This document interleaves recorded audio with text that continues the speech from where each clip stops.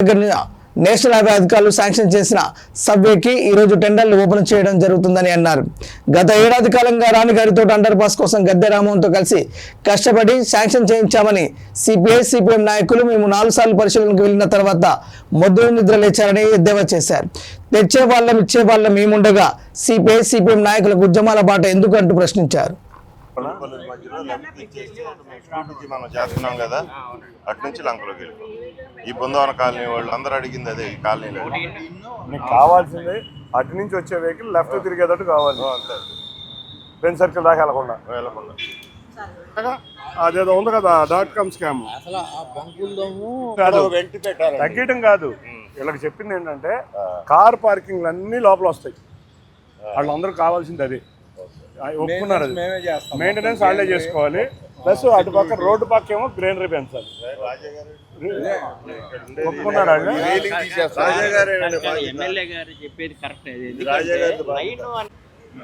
ఆ సందుకు ఎలా చేద్దాం డైరెక్ట్గా అవతల ఇక్కడ నుంచి ఇక్కడ దాకా పెరగడం వల్ల వచ్చి యూజ్ మరి ఇంకేముంది లాభం అక్కడ.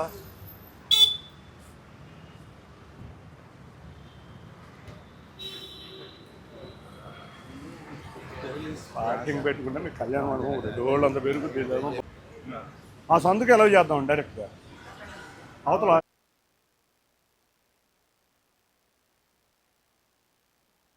వెనక్కి తిరగాలి వెహికల్. ఎదురు వచ్చే వాటికి ఇబ్బంది, వెనక్కి వచ్చే వాటికి ఇబ్బంది. సార్ మొన్న బసయ్య గారు అందరూ మాట్లాడలేదండి. ఇక్కడ స్థానికుడుగా కావాల్సింది ప్రజలు ఇబ్బంది. స్థానికులు కాదా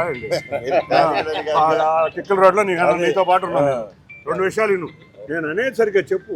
అక్కడ ఏమంటలేదండి, ఇక్కడ ఏమంటున్నావు అండి. వినన్నా సరిగ్గా వినన్నా.